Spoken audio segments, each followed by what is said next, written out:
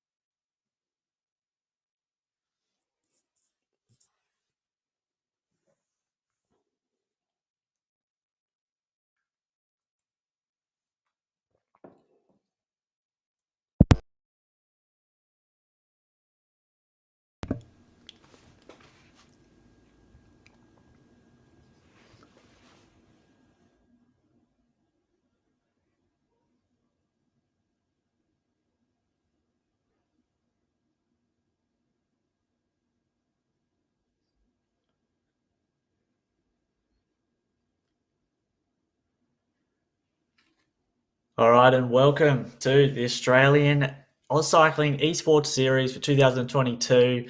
I'm Jethro Nagel from the Press Room Podcast, and I'm here with Matthew Keenan, my friend. We've got the first round of the series. How are you feeling for tonight?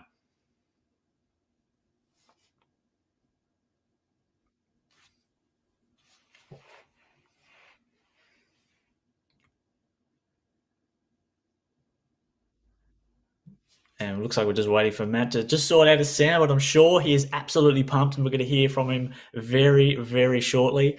But the first round, it's absolutely exciting. We've got over five, or almost 500 competitors signed up for the first round of the club series for AusCycling. And we'll just wait and see if Matt is on board yet. But in the meantime, let me just talk you through what the AusCycling Club Series is. Okay, so this is a race series. It's all about working with your fellow club mates around Australia, pitting club versus club to see which one will come out on top to win an absolutely ripping prize, especially if you love a special jersey in Zwift. And the prize, of course, is your own club jersey in game. So looks like we've got our my co-commentator today, Matt. A little bit of audio issues, but it's all about getting the technicals right. How are you today? Resolved, hopefully. Can you hear me now?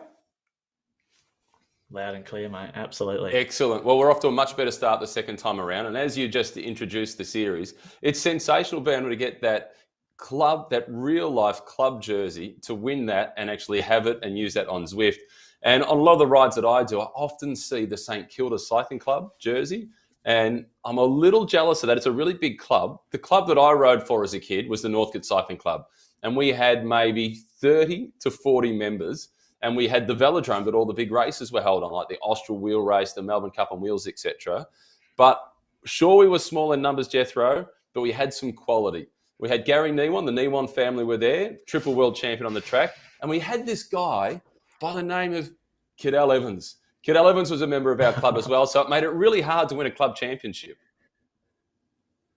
Yeah, well, it's a great timing because Zwift is just sort of I guess they've launched their clubs feature, which now allows the anyone in game and clubs around Australia to create their own virtual club on Zwift, and you can even set up your own rides as well and have your club bunchy on a Wednesday or a Thursday. Have it in game, perhaps if it's rained out.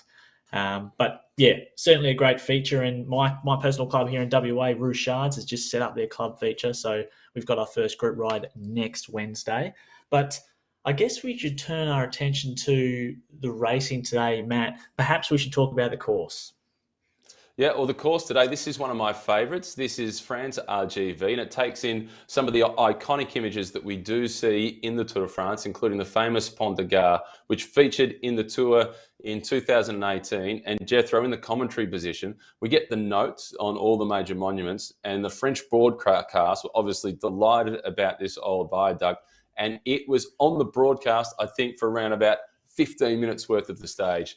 This one today is just under 25 kilometres, 133 metres worth of altitude gain. So it's not super hilly, but it is fast. And Jethro, as you know, having ridden this course quite a few times yourself, there are plenty of opportunities to go on the attack, and I'm expecting to see some.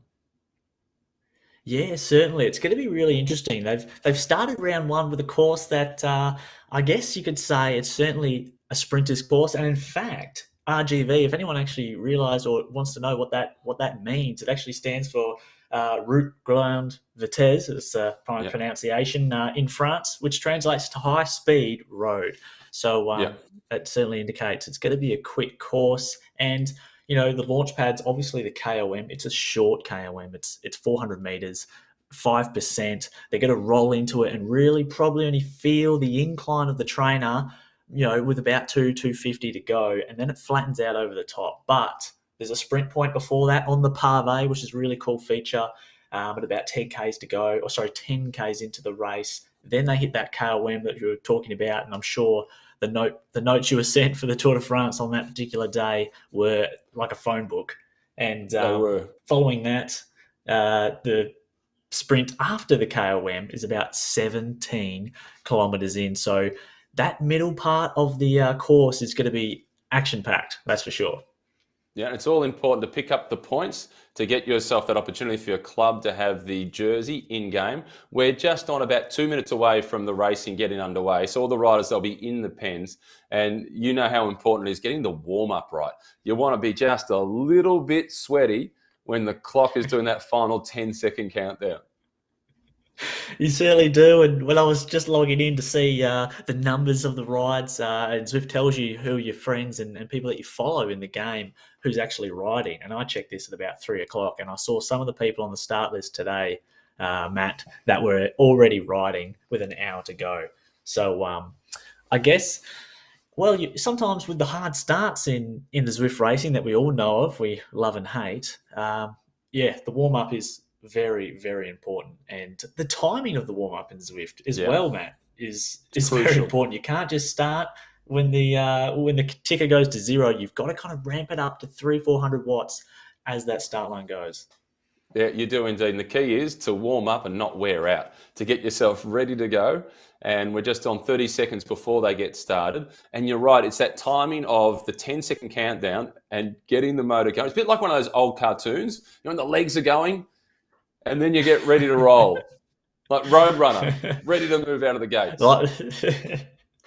Absolutely, yeah, absolutely. It's the hardest part of the race is often the first 30 seconds. So I think as we're going to cross to the racing very soon, we're going to see that fast start for both races. And as you can see here, looks like the racing is starting now. It's about a 1 or 2K lead in, and we're looking at the A grade bunch in the men's race. And as you can see, it is 75 strong. We're already seeing 6-7 watts per kilos in the stat sheet there. And you can see how fast it is going, Matt. Look at this bunch. There'll be a bit of drafting going on too. Yeah, there are some really big numbers in terms of the power output, and you've nailed it, the description of what happens at the start. We're seeing 400 plus watts pretty early on. And Howie from Aero Racing, this is one of the really strong teams that has put together in-game racing. They've also translated quite a few of the riders out onto the open roads, and they're always a super strong squad to watch. And at the very start of the race, this is a super aggressive start. As you mentioned, they're on the lead-in. They haven't even reached the circuit yet. Yeah, absolutely. It's a big start from the Aero team, and we're going to see a lot of them today, I think. Some super strong riders, and you can just see off the background there, this is great viewing of the race here. There's already a couple of riders who will be maxing out, and they're about, well, it's only 50 meters, but gee, they'll be going all in to try and get on the back of that bunch. But with a bunch this big, it's really, really tough to get into the draft when they're going that fast. As you can see in the game, 49 kilometers an hour. You've got to push a big to get back in the draft here. You do, and it's really crucial to try and stay in that sweet spot and not waste too much energy early on. And see Howie, is this Cadell Howie? He's a young guy who was named after Cadell Evans. I've had the opportunity to meet him a few times out at a couple of bike races. It's good to see him showing himself in this A-grade race and pretty well positioned. But look at the heart rate. Don't worry about the watts for a moment. Have a look at the heart rate. We're getting close to 190. I mean, this is well above the best score that you can get in darts. There's no need for the cry of 180. These are big numbers. Yeah, they certainly are. And the first, like we said, the first part of that race, that's where you're going to see the spike in the heart rate and the watts when we're looking at the stat sheet on this bike race. And as we mentioned, we've got a rider already just pinging off the front, and it's that team we were speaking about, Aero, and that is Cadell Harra. He's really been aggressive so far, but it's hard to get away early, Matt, on these courses, especially a flat course when everyone's fresh and that rolling momentum is quite high in the bunch. And you see it just like in outdoor races. It's similar to a criterium. If you're trying to break away, say in an outdoor criterium on a nice smooth hot mix on a flat course with a big bunch, it's very, very hard to stay away just because of that rolling momentum the peloton behind you has. And that is similar to what Zwift racing acts like, I would say. So you can see Cadell just getting brought back there already. Yeah, it is virtually impossible. We're on board now with Zito, who's punching out some really big numbers, up at almost 400 watts, 5.7 watts per kilo. The first of our power-ups being used. This is an Aero power-up out in front. And looks like this is Michael Gallagher that we're seeing up towards the front. If that's the Michael Gallagher that I think it is, normally rides for the Carnegie Caulfield Cycling Club, which is one of the strong clubs here in Melbourne. He's been a multiple representative of Australia at Para-World Championships and Paralympics. And he has got the throttle fully open. This is a really strong start by him. Yeah, certainly. And just looking on his Zwift power quickly, he is the one that actually has the highest 20-minute watts per kilo reading, according to Zwift power, 5.8 watts per kilo for a 20-minute effort. So, yeah, that's someone who you do not want to let get away. And perhaps we'll see him a little bit later because that kind of power, I mean, yeah, they're all in the A-grade bunch. You're sitting above, obviously, 4 to 6 watts per kilo is the bracket. They've even put a bracket on it at 6. Well, Mr. Gallagher is actually pushing that, so he's certainly one to watch. And it's huge numbers, isn't it? So for him to generate that 5.8, he's riding at 395 watts. That is huge. Chance to take a look at the women here, Jethro. There's not as many on the start list, which is a little disappointed that we don't have bigger numbers, but the good news with the women's race is that particularly in C grade and D grade, there are some really strong numbers. And this is a series, 6 weeks, there's a break, and then there'll be another 6-week series later in the season. It is a fantastic introduction to racing in a really safe environment. Yeah, it certainly is. And the great numbers that we've seen in the lower grades already is a really good indication of where the sport's going, especially in Zwift, because those numbers down below, they're going to work their way up and then start entering A grade when they get the confidence and get the training in. And most of the time, it's just about feeling confident to step up. But those numbers are really, really promising.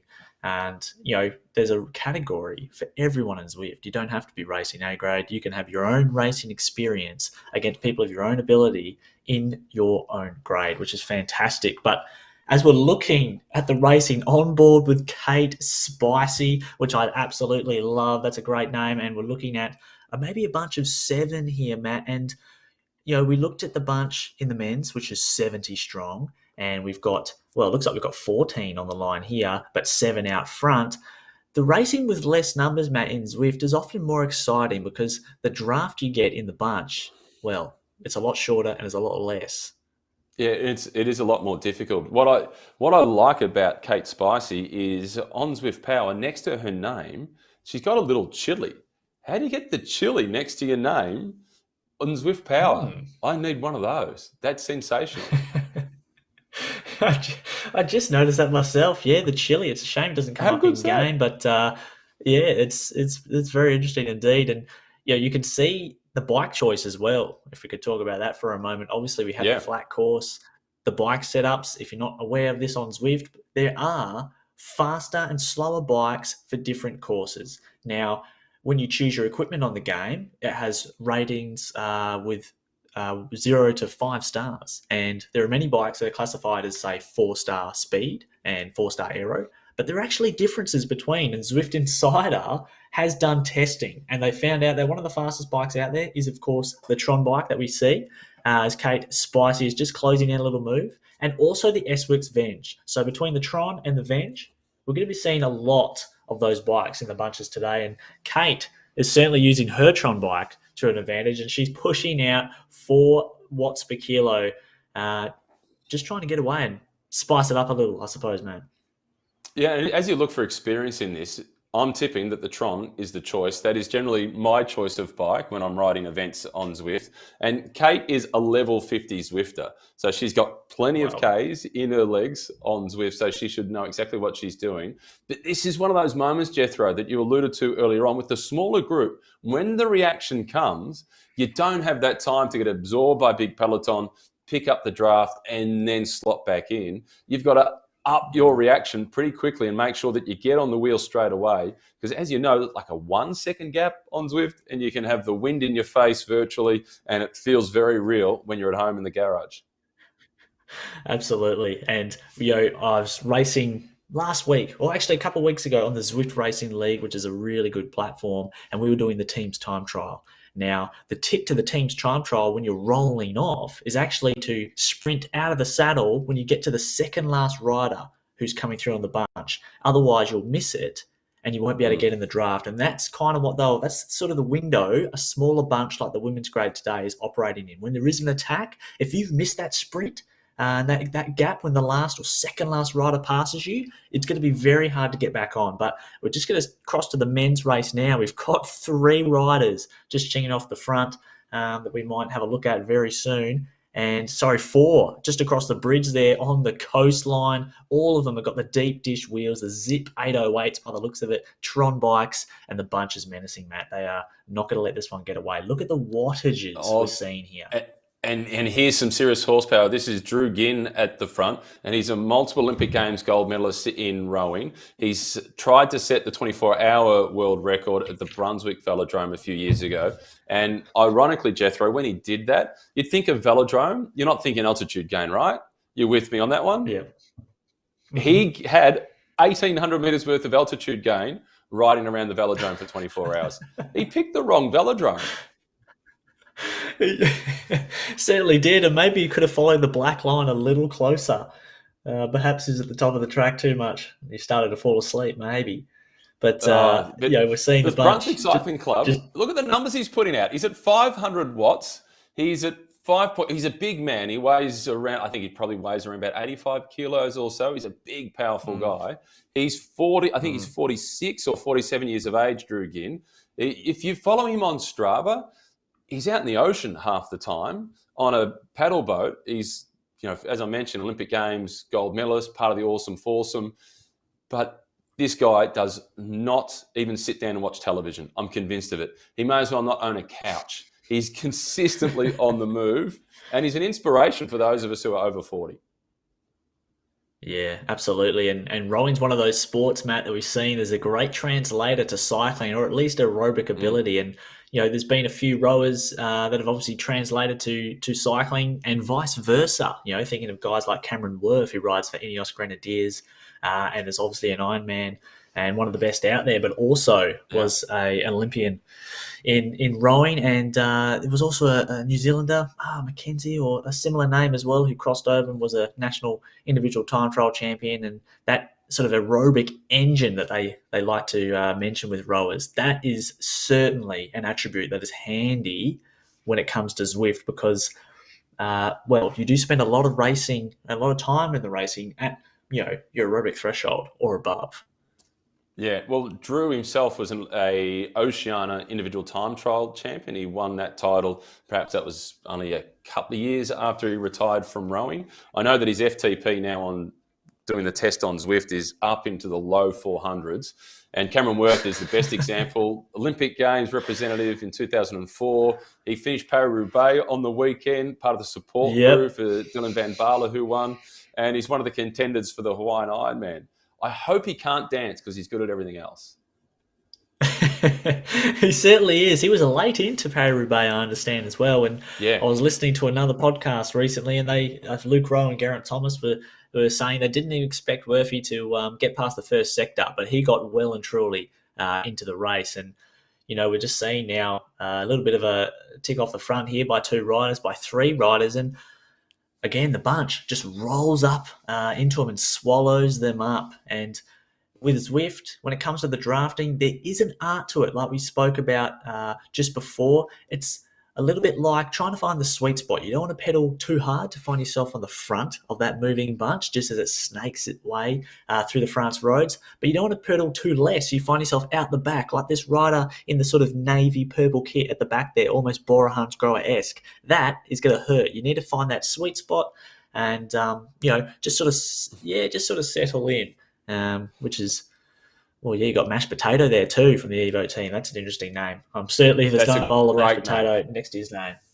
I hope there's plenty of butter and salt in that mashed potato. I've been fascinated, as we've been chatting here, Jethro, to see some of the conversation that is going up on board. Here's another example. I'm carrying 82 beautiful kilos with me. You go, Shane King. That is a fantastic performance. And Shane's been playing himself down a little bit over the last couple of moments that I've been watching him post a few comments. I'm fascinated how you can participate in this event, whether it's in A grade or whether it's in D grade, as mashed potato. Mashed potato. A comment for him as well. How can you be typing when you're meant to be pedaling? Let's go. We've got Nathan Campbell. You've always been heavy. Got the watts. So they're sledging each other whilst they're out on the bike. This is the beauty of Zwift. Yep, absolutely. And it brings me to a terribly embarrassing story of my own insights from the Zwift Racing League. Round 1, just 3 weeks ago, Matt. And I had done my best to make the front group as a B-grade warrior. And we'd gotten past the hard section of the course, and we were heading down the zigzag descent of the KOM reverse.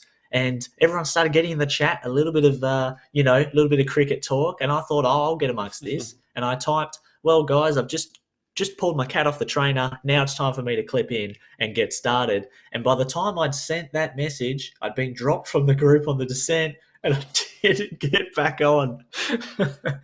So you can't just free pedal on the descent. No. And have a look at this. What's going on in the women's grade? We've got this is a good move off the front. This is Stephanie Corset. This is Steph Corset. She is the daughter of Ruth Corset, who was Australian National Road Champion many years ago. She then retired for a while as she had a couple of kids to raise through their teenage years. And now Steph Corset, there's 2 of the Corset sisters, daughters of Ruth.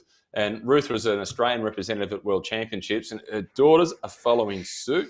And they're hoping that next year at the Australian National Road Championships, IRL, across at Buninyong, that all 3 of them can be in the race together. But this is a really strong move by Steph Corset. And she's opened up a 3-second gap. Jethro, it's not a lot, but she's settled into a really good rhythm, and that's going to take some chasing. Yeah, it certainly is. We know all about the Corset family, super talented, and it's so good to see a family unit like that racing. I'm sure their family bunch rides are super, super strong. But what you like to see when you make an attack in Zwift is you always look to your right and you have a look at that leaderboard, and you want to see the +1, +2, +3 as you're getting into your effort. And that's what you like to see. And you're constantly watching it. You're looking at it. Is it going up? Is it going down? And we can see here that it's splitting the race up 1, 2, 3, 4, 5 behind, chasing at about 2 or 3 seconds behind. And then there is a split with another 4 riders behind. So this is probably exactly what Steph Corset has wanted to happen. She wanted to split this race up, and this front group of 1, 2, 3, 4, 5, 6 is going to come together.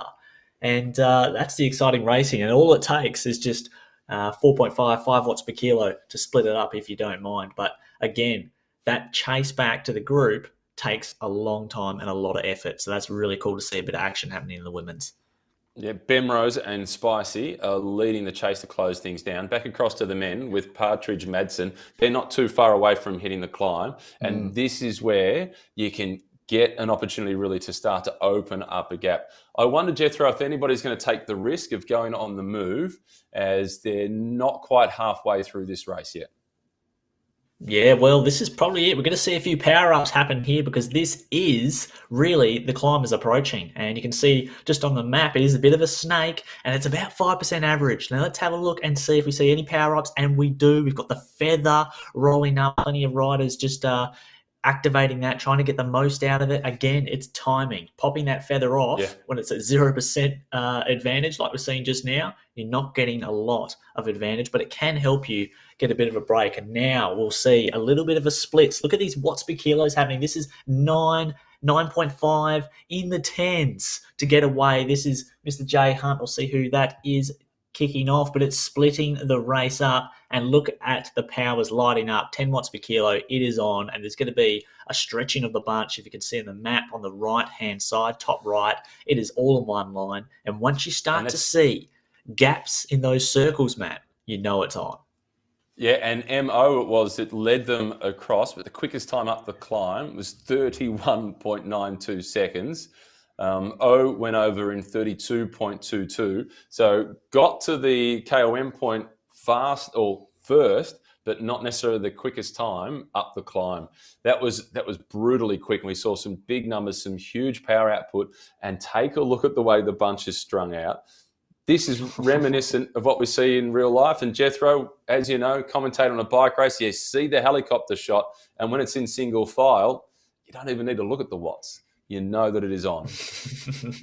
Yeah, absolutely. There's plenty of stragglers out the back here, maybe 10 or 15, and there might be a little split happening up front as well. And it doesn't take much for the bunch to split apart if there is a big enough, I guess, selection relative to the size of the field. But I think, Matt, this one may come back together as a descent happening, and they're still going to be pedaling on the descent, as we found out with my own story just earlier. Mashed Potatoes there kicking off. Nick Squilari from the Aero Masters is obviously super, super talented. And I'm just going through the bunch here on Zwift Power, and I'm going to take a look and see who's got a bit of sprint power as per their results, Matt. And there's a few guys in here that are nudging for a 15-second average around 1,000 watts. And those people there, we're talking about Bluey McKay, I can see here. We've got Drew Gin, what we spoke about earlier. Torben, Partridge, Madsen, Mashed Potato. There's some blokes in there that have got some big power, and they'll be hoping for it to come back together. Yeah, and Haggerty has the biggest numbers with 1,337 for the 15 seconds. So I hope he's riding the Wahoo Kicker, because if he's got his bike, or the Wahoo bike, I should say, as opposed to having his bike on the Wahoo Kicker, because he would just about break the thing. I'd be very scared about the dropouts if I was putting that kind of power out. But it's an interesting, I guess, feeling, sensation sprinting on the bike, on the ergo, man. It's not quite the same as outdoors. You kind of have to adjust your technique, and someone sprint indoors might be. Yep. Begard with the comment, who else is tasting blood? We all know that feeling when you got lactic acid in your teeth just about. But to have the ability to make that comment and get that out there online, I reckon you've got a little bit left in the tank. Yeah, perhaps. Or they might have someone else standing there with the Bluetooth keyboard, because, we can just have a look at the profile now. There's the climb that they've just gone over. So there's still opportunities near the back end of this course, Jethro. As the bunch is getting whittled down just a little bit, there's still a chance for somebody to sneak away that doesn't have that 1,000 plus 15 seconds power output, to see if they can get away from some of the quicker sprinters. Yeah, definitely. The back end of that course kind of looks like an upside down key to my house, actually. Just looking at that, it's pretty spiky. And we're seeing that man again, the Olympian, the medalist, Drew Gin, and the others. Well, the others were tasting blood, but Mr. Drew, well, he might have a sip of gin, because he is off the front and he's got a 2-second gap. And I wonder how long he'll sustain that. And will that split the bunch up? Because by the looks of it, it is cracking the bunch a little bit and splitting it up. And we're just seeing the women's race now. They're just on the climb. Yep. They're on the climb. over the top. This is Yep. Corset leading the charge. And look at that. Aero power up as well, just to extend the advantage. That is really good timing, Matt, of the power up, using it on the flat section after the hardest part of the climb. It is. It's perfect. And she's gone through with the quickest time. 38 seconds for Steph Corset as she's gone across the top. And I think this is more than just about winning the Queen of the Mountains points. This is her moment where she's going to launch, put her cards on the table, and see if anybody else can stick with her. It looks like Bimrose has been able to get across. Now the challenge for Corset is get on the wheel, hold on, and those two could work together and ride all the way through to the finish to split the top step of the podium between them. Yeah, they certainly can. They're about to hit the downhill section as we just cross back to the men and have a look at this. We're seeing this is actually near the Ballon Sprint, which is obviously called that because you can see the hot air balloons in the background there, and the race is on. That move from Drew Gin has certainly threw the cat amongst the pigeons, and as they're approaching the end of the Ballon Sprint, it's certainly wound up. And who have we got on the front? It looks like, well, it could be Jay Smith, but it's about to get rolled over for this sprint. They're not really riding for that one, but they're going to get the new power-ups. As you see, a dump of all the power-ups. You can see the arrows, the feathers, everybody getting rid of their power-ups to then collect their new one, and hopefully they get a few aero boosts because that's what they'll need for the second half of this course, Matt. And we just saw the hot air balloons. You can see them in the background. They're really, really cool. We see that in the Tour de France as well, and some of the stages that you would have called, Matt. But did you know that this course, at the start of the course, around 8-9 Ks, it actually goes past Mont Saint-Michel, which of course was in the 2016 Tour de France. An epic bit of infrastructure. Certainly look it up. It's a heritage literature site, and it's when you Google it and have a look at what that is, it's amazing. It must have been a really cool place to start off the Tour de France. It's a town that is a postcard. It is a living, historic postcard. It is one of the most beautiful parts of the world. And one of the iconic images of the Tour de France is Mont Saint-Michel. This is an attack by Sherwin, no relation to Paul Sherwin, the sadly departed great man Paul Sherwin. Different spelling for Matthew Sherwin, but riding strongly. And he's been pretty active. We've seen Sherwin make a few moves off the front. He's punching out some huge numbers. Jethro at 8 watts per kilo. Take a breather. You've got to settle down. It's hard to maintain rhythm anywhere near that. Yeah, certainly won't be typing anything looking at those kind of powers. But another good indication of who's got a really good sprint is when we just went through the sprint banner there. It brought up the fastest in that sprint segment, and often the top 10 are up there at the front is a really good indication of who has got a little bit of sprint power. As we were watching Matt Sherwin here just push 5.5 watts per kilo, just to try and stay away, and he's only got a 2-second gap. I reckon he'd like a few friends, but doesn't look like anyone is prepared to launch out of that bunch. He's going to get too many. What I find fascinating is looking at his cadence, RPMs. He's just riding at around about 70 RPMs. And when I see those sorts of numbers in terms of cadence, the rider that always comes to mind is Justine Barrow. And it doesn't look super efficient, but for her it works. And clearly for Sherwin, it's working as well. Meanwhile, you'll see some other riders, they'll be sitting at 90, 95, 100 revs per minute. And it's just whatever works best for you. And clearly for Sherwin, he's done lots of strength endurance work. As we're coming down towards the business end of the race, Jethro, 5 kilometres remaining.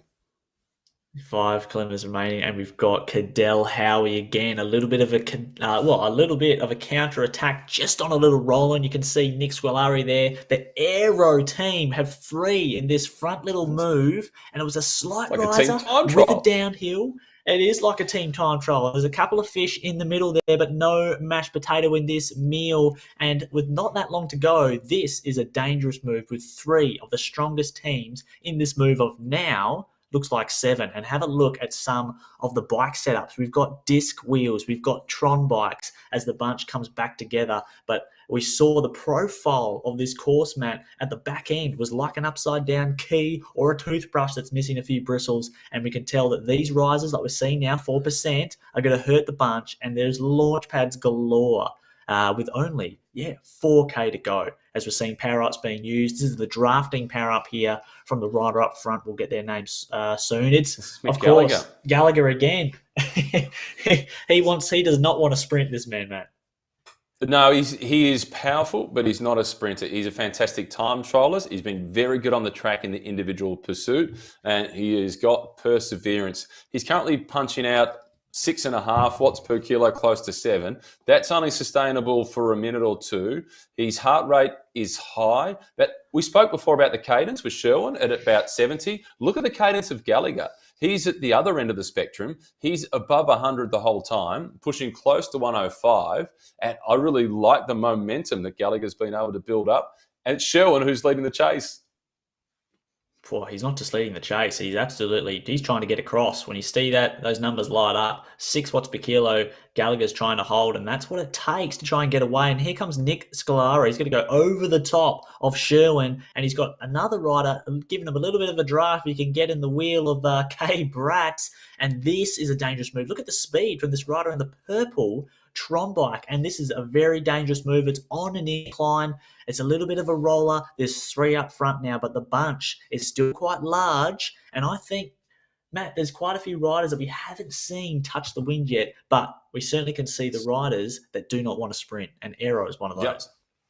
I love this part of the course. Nick Scolari, Velo Kicks, leading the charge. When you're in game and you're doing a race and you're on this part of the course, you actually find yourself with your head tilting, trying to get around these corners and push your way into the group and get more slipstream. You almost get motion sickness. Yeah, certainly. It's just part of the immersion of the game, and the graphics are getting so good these days. It really, really makes a difference. You can see there we've got South African national jersey there just in the back left corner. That's Jeffrey Creel. He's a Western Australian representative, and he's quite a strong rider, definitely from my neck of the woods, and loves a bit of Zwift, an early adopter, that's for sure. But there isn't long to go, Matt. We've only got just under 2Ks to go, yep. And there's plenty of riders just trying to get away and try and beat the bunch, but it's going to be tough. Yeah, and it's Gallagher once again. It's Seb who's doing the chasing just behind him. They've managed to get themselves together, but it's only a 1 second gap. Larson from Sweden. It's good to see some internationals in this AusCycling, a club national esports series. And there's also Mashed Potatoes. He's from the US. There's a few Danish flags in there. There's a French flag as well. Good to see a Norwegian is out there. But this is a really strong move by Gallagher and Seb, and they're still holding on to just 1 second. I don't think it's going to be enough, Jethro. Oh, no, not quite enough, especially on a downhill run. Very hard to stay away with 2 riders against what looks like around 40 or 50. The collective speed of that bunch is too much. Now, we can see a power-up being used there by one of the riders in that yellow jersey, but it's going to be the riders that have just... Yeah, it's early. They're going to need to hold off and just hold those aero boosts. That's what you want to see in the sprint. You want to have that pegged in the left-hand side, ready to nail it. But we're seeing the Aero Masters squad, perhaps a tactic of those because they're very experienced racing as a team, sending a rider up the front, maybe just to string things out and get a little bit of organisation when they go into the sprint with, well, there's not long to go. There's about 2, maybe 3 or 400 metres to go. No, there's a little bit longer than that. And we're seeing, 1 kilometre to go, and it's really starting to thin out, Matt. It's starting to get into one line, and look at these watts per kilos. It's not exactly high yet. Timing the sprint in this race is really crucial. It's almost a double sprint as we're seeing P. Bergard, the French rider with the Aero Boost, is already hitting out early. Who's in his wheel? It looks like Nick Spratt. He's got the wheel 10, 11 watts per kilo over the top. And they've got to turn this corner here. Has he gone too early? He's got the Aero Booster. Now the bunch is starting to come up behind P. Bergard, but Nick Spratt, does he have enough to hold on? There's not long left in this bike race to get the turn right. Look at the Aero power-ups. We've got Nick from Velo Kicks is there. Abram Rose is going for it on the right-hand side, but how about yellow? There's people who have left it really late, but someone's coming through the middle. Is it Mashed Potato? No way. Have we just seen a meal win round 1 of the Zwift AusCycling Club Series? Matt, that was chaotic. It was chaotic. Mashed potato with the best in-game name. Here's a look at the replay. Nick went really early. And this was the first time we had an opportunity to mention Nick Spratt. He is the brother of Amanda Spratt. He just got the timing ever so slightly wrong. Jethro, I think Nick Spratt had the horsepower to win this if he had been a little bit more patient. But the Sprats aren't renowned for waiting. They're aggressive by their nature, and that's why we love to see them performing. But mashed potatoes, we only saw his data. We saw that he was close to 1,400 watts for the 15 seconds, and he put it to good use. And as you spoke about throughout the race, the timing of using the power-up was also vital. It was. Look at that charge through the middle. Mashed potato. Yeah, he was about 15 wheels back with about 200 meters to go, and he didn't even have a power up. So he's hitting 13 watts per kilo over the line. So he certainly timed it well. And yeah, Nick Spratt, I reckon you're right. He did have the horsepower, but he used a sprint too early. I think the key to that particular course is opening your sprint proper and any aero power ups you've got as you take that last right hand turn. We're getting another replay here, just folding back, and you can see, look at mashed potato. And Ben Rose, Haggerty, You're making me hungry. Yeah, well, if it was going to be any potato, it would certainly be the sweet kind, because winning like that with the pink disc as well, don't mind if you do. Now, Matt, we're on board here with a group of 3 in the women's race. It's down to 3. And it's just over 4 kilometres remaining. And Kate Spicey is there. So too is Steph Corset and Bemrose, who has been super consistent, always marking the moves. The 3 strongest riders have clearly managed to get themselves together, which is exactly what you would expect. And this is going to make for a really tactical sprint.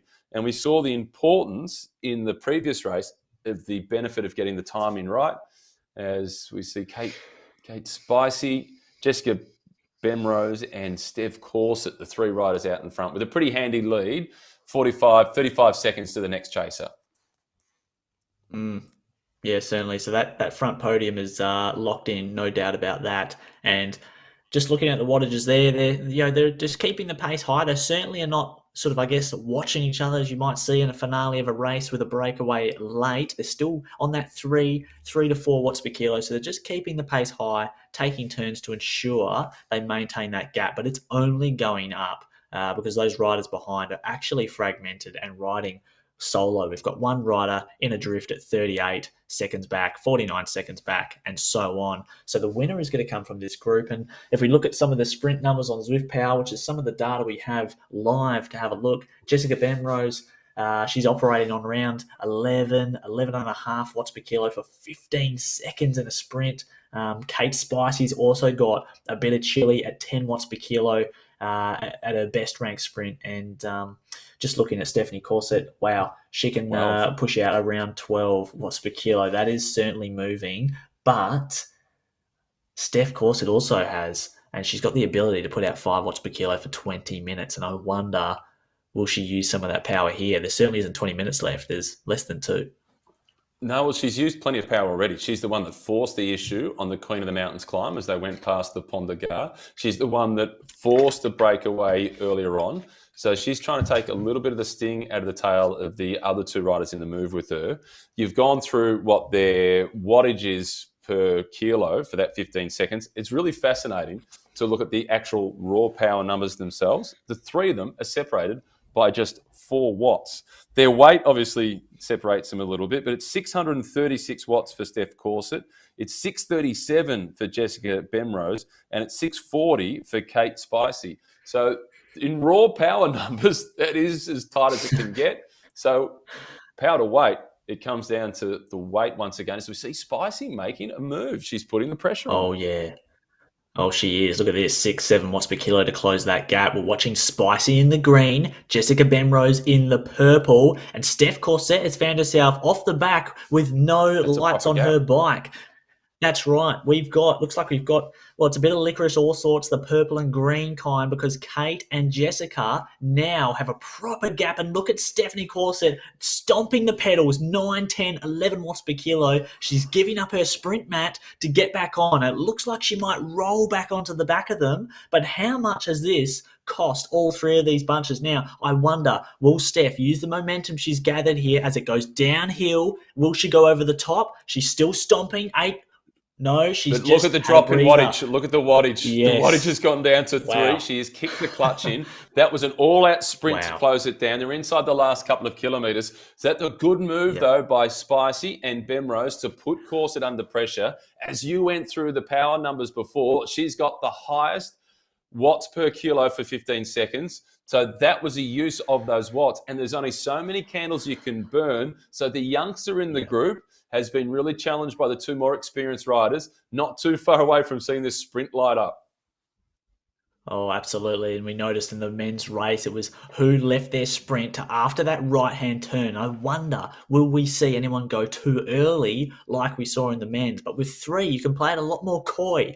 You sit, you choose the right gear when you're in the bike. And then you sort of look at the numbers on the right and you wait. You wait to see those numbers light up. Who goes first, then you react. And no doubt about it, these women here will be in the drops and they'll be waiting to stomp their sprint as it ramps up 5, 6, 7 watts per kilo. Looks like Jessica Bemrose is actually waking up the sprint, and here she goes. She's going to lead it out from the front. Has she gone too early? Here comes Jessica. She got a great sprint, over 10 watts per kilo, but here comes Stephanie Corset. She's going to get on the draft. Has she got enough to get over the top of Jessica, who's holding on? They're going to go to the line, but Stephanie Corset has timed it beautifully, and she's gone over the top of Jessica Bemrose, who opened up that sprint very early. It looked like great timing, but we'll go back to a replay and just have a look, Matt, at where the sprint started. It was impressive by both Jessica and Stephanie. What do you reckon, Matt? Oh, that was huge. Let's not forget the chase that Stephanie Corset just had to put in to rejoin them. So Bemrose and Spicy, they made the right decision to try and get some distance on her before the sprint. And as you referenced, with a few kilometres to go, she had the highest watts per kilo for 15 seconds, which is 12. And she was punching out some huge numbers up at the 15 watts per kilo mark as she was closing in on Bemrose. She is one of the young rising stars of Australian cycling, and for good reason. We saw it here. She was challenged, looked like she was distanced. She didn't panic and use a power up to be able to close down that gap. And throughout this sprint, there was no power ups used. They might have been used a little bit earlier when we were watching the men's race. They could have been attacking each other. But that sprint by Corset and still holding almost 13 watts per kilo all the way to the finish line. I think that she needs to sign up for the Zwift Academy at the end of the year and try and get herself a spot on a World Tour team. Oh, absolutely. That was an amazing race, and really cool to see the finishing and the broadcast level of watching this race. That was really cool to be able to see the replays of the racing, and a really, really good effort there from Stephanie Corset to take the win. And like you said, really showed her class in that breakaway as well. Jessica Bemrose and remind myself of Kate Spicy as well. So it was a great group of 3. And Matt, with today's racing, well, with the men's, if we talk about the men's first, do you think it was what you expected? Well, I've never seen mashed potato before that's not on a dinner plate. So I was really impressed with the performance by mashed potatoes, and somebody who can punch out 1,300 watts per kilo for 15 seconds. The numbers were there already to give us an indication that he was going to be one to watch. I like the way Drew Ginn tried to make the race really tough. He's not a patient man. He tries to destroy everybody else around him. And it was good to see Nick Spratt. I would have liked to have seen Nick Spratt maybe just hold back a little bit and back himself for the final sprint.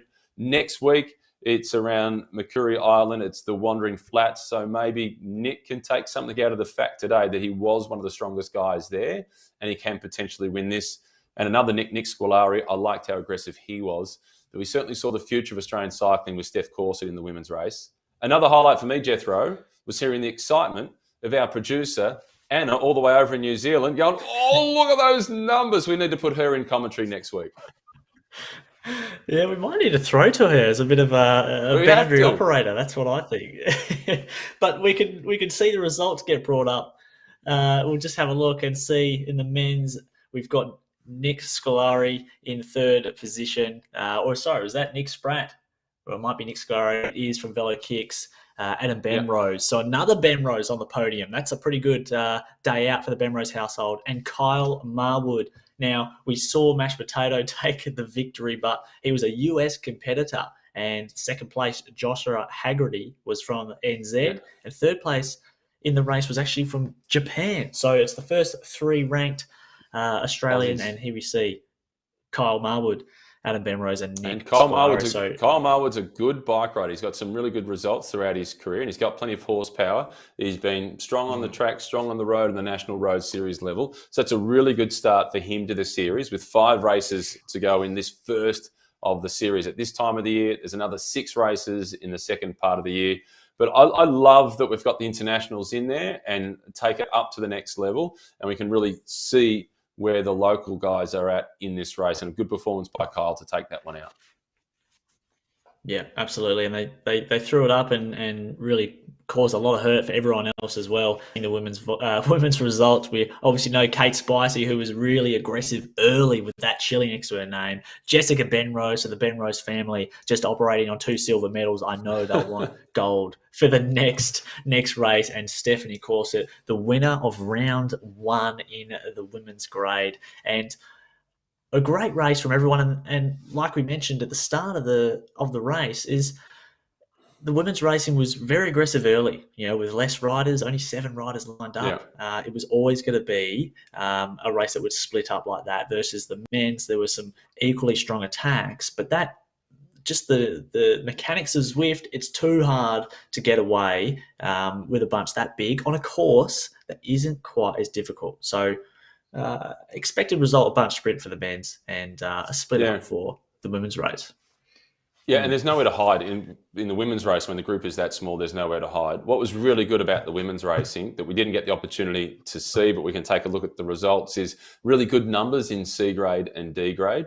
And that's one of the real benefits of this platform, is hopefully those that are doing it on this platform starting to do it out in the real world as well, and we can continue to grow the sport. And let's hope that anybody that's watching this or has participated in this, encourage other women at your club to get involved, be part of it. There's 5 rounds still to go in the first series for the year. There's another 6 weeks later on in the year, and just make the start line and make the finish line. You're winning points for your club, and you can get a chance to wear your club jersey in game in the future.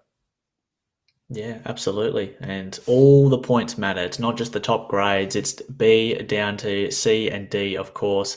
And it's so easy to get out there. And sometimes around this time of the year, Matt, the weather isn't quite as good. So Zwift provides an opportunity. Hey, I'm in Melbourne. Yeah. I'm in Melbourne. I'm all for Zwift in the garage. Yeah, absolutely. So it's a collective points gather from the clubs that'll lead to that winning jersey. And I mean, I might have to get my club into this race because I want my own club jersey in this game. Oh, the strongest club that I know from your side of the country, Midlands, they can't enter it because they've got too many strong riders that are currently over in Europe riding the World Tour. Yeah, that's certainly right. There's plenty of riders from Midland that have not only on the road but on the track as well. Guys like Luke Durbridge, Cam Meyer. It's a talent factory, that's for sure, over in Midland. And I was actually interested to see if the Brunswick Cycling Club would be well represented because they too have some very talented riders operating in the World Tour that we know. Luke Platt, Sarah Gigante, Mitch Docker was part of that club. The Ruby Roseman Gannon as well. It's a phenomenally strong club. It is brilliant. And this course, Matt. Yeah, well, just this course, the last touch on, we said Sarah Gigante's, the R.G.V course was used for the very first Tour de France, the virtual edition. And Sarah Gigante finished second in that final Ventop finish to Ashley Moolman-Pasio. And you might not know this, Matt, or the listeners and the viewers out there, that for finishing on the podium of that Ventop Tour de France stage, those 3 women, Moolman-Pasio and Gigante, and I forget who finished third, their names are on the road of Ventop I haven't in the noticed game. that. So when you Awesome. ride that course, yeah, you'll see Gigante written on there, just so I can see the ride-ons behind me. And that's what they great. got, which is pretty cool. So That is very yeah, good. hey, Well, next week, was Wandering Flats, you'll be leading the charge once again. I'm looking forward to seeing more riders on the start line, some bigger numbers, and seeing if Kyle Marwood can stay at the top and Steph Corset can stay at the top in the women's race. Absolutely. We're going to have to wait and see who just times their taper right, Matt. It was a real pleasure to do round one with you, and I hope everybody enjoyed the coverage, and hopefully we'll see you again next week for round two.